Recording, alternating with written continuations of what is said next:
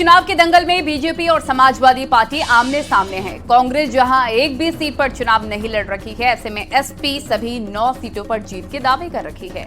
लेकिन चंद्रशेखर आजाद और मायावती के उपचुनाव के दंगल में ताल ठोकने से मुकाबला काफी दिलचस्प हो गया है। अब लड़ाई SC/ST और मुस्लिम वोटर्स को लेकर छिड़ गई और देखना यह है कि क्या समाजवादी वोट बैंक में मायावती और चंद्रशेखर आजाद बड़ी सेंध लगाने में कामयाब हो पाते हैं। ये बाकी चुनावों की तरह मायावती के हाथ इस बार भी सिर्फ वोट कटवा का टैग ही लगने वाला है। इन तमाम सवालों के इर्द गिर्द आपको एक रिपोर्ट दिखाते हैं।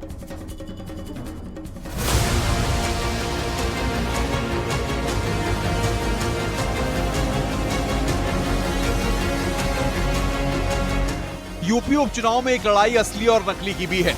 बीएसपी खुद को अम्बेडकरवादी आंदोलन की सच्ची पार्टी बता रही है, तो वहीं चंद्रशेखर आजाद की अगुवाई वाली आजाद समाज पार्टी भी दलित वोट बैंक पर ही दावा करती है।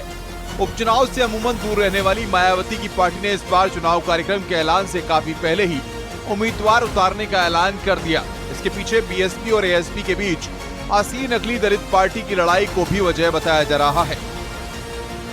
मुरादाबाद पहुंचे नगीना सांसद और आजाद समाज पार्टी के अध्यक्ष चंद्रशेखर ने मुस्लिम बाहुल्य कुंदरकी सीट पर मुस्लिम वोटर्स को साधने की कोशिश की, साथ ही विवादित बयान भी दे दिया।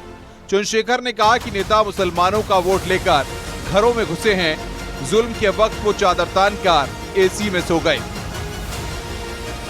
जब मुसलमान भाइयों को परेशान करने का काम किया गया और आपकी वोट लेने वाले नेता घरों में घुस गए, चाहे मौलाना कलीम सिद्दीकी का मामला हो, चाहे तबलीगी जमात का मामला हो, चाहे मौलाना साद साहब का मामला हो, चाहे नासिर जुनैद का मामला हो, या अखलाक का मामला हो, या पहलू का मामला हो, या नजीब का मामला हो, या कहीं भी कोई जुर्म हुआ हो।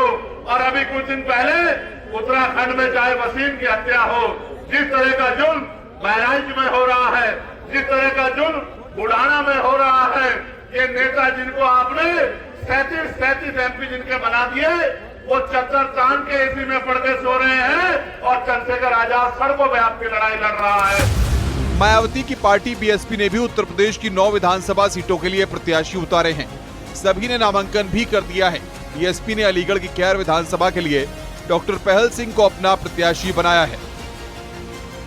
मिर्जापुर के मझवा विधानसभा सीट पर उपचुनाव के लिए बीएसपी ने दीपक तिवारी दीपू को उतारा है। उन्होंने अपना नामांकन भी कर दिया। दीपू ने एक सेट में पर्चा दाखिल किया। फूलपुर सीट से बीएसपी प्रत्याशी जितेंद्र कुमार सिंह ने अपना नामांकन दाखिल किया। बीएसपी प्रत्याशी ने जीत के दावे के साथ बीजेपी प्रत्याशी दीपक पटेल को बाहरी प्रत्याशी बताया है। वहीं फूलपुर विधानसभा सीट से बीजेपी प्रत्याशी दीपक पटेल ने भी अपना पर्चा दाखिल कर दिया है। दीपक पटेल के नामांकन में deputy CM Keshav Prasad Maurya, cabinet मंत्री राकेश सचान और मंत्री दयाशंकर सिंह समेत पार्टी के कई वरिष्ठ नेता शामिल हुए। दीपक पटेल ने फूलपुर से अपनी जीत का दावा किया।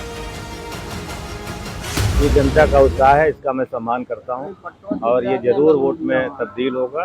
और आज जो देखने को लग रहा है, आपने भी देखा है कि जिस उत्साह से लोग आए और लोगों ने समर्थन दिया है, निश्चित तौर पर भारी मतों से अंतर से हम लोग जीतेंगे। कि समाजवादी पार्टी की सरकार के दौरान और अभी जब से डबल इंजन की सरकार उत्तर प्रदेश में चल रही है, मोदी जी और योगी जी के नेतृत्व में बहुत फर्क है, चाहे वो विकास की बात हो, चाहे वो कानून की। कानपुर की सीसामऊ सीट से बीएसपी प्रत्याशी वीरेंद्र कुमार शुक्ला ने नामांकन किया। उन्होंने कहा कि वो शिक्षा, स्वास्थ्य और सुरक्षा जैसे मुद्दों को लेकर जनता के सामने जाएंगे। मुजफ्फरनगर की मीरापुर सीट से बीएसपी ने अपने प्रत्याशी शाहनजर और एसपी ने सुंबुल राणा को उतारा है। दोनों ने अपनी अपनी जीत का दावा किया। अखिलेश यादव जी का धन्यवाद करती हूँ कि उन्होंने मुझ पर विश्वास किया है। सबसे पहली बात यह है, हमारी पार्टी एक कार्यकर्ता का ध्यान रखती है। हम बहुत छोटे से कार्यकर्ता थे, आज हमें प्रत्याशी बनाया गया है सिर्फ एक बात को देखते हुए कि क्षेत्र के रहने वाले हैं। वहीं वीरापुर से आरएलडी की प्रत्याशी मिथिलेश ने भी नामांकन कर दिया है। उन्होंने सीएम योगी और एनडीए का आभार जताते हुए अपनी जीत का दावा किया। हमारी जो चौधरी चरण सिंह की जो भावनाएं थी, जो इच्छाएं थी, वो चाहते थे कि महिलाओं को आगे बढ़ाया जाए। तो उस बात को आगे बढ़ाते हुए हमारे राष्ट्रीय लोकदल के अध्यक्ष जयंत चौधरी जी ने इस महिला को, बैकवर्ड की महिला को आगे बढ़ाने का काम किया है और मैं धन्यवाद करना चाहती हूँ उनका। मैं प्रदेश के अपने सीएम साहब का, योगी आदित्यनाथ जी का भी धन्यवाद करना चाहती हूँ। यूपी की 9 विधानसभा सीटों पर 13 नवंबर को वोट डाले जाएंगे।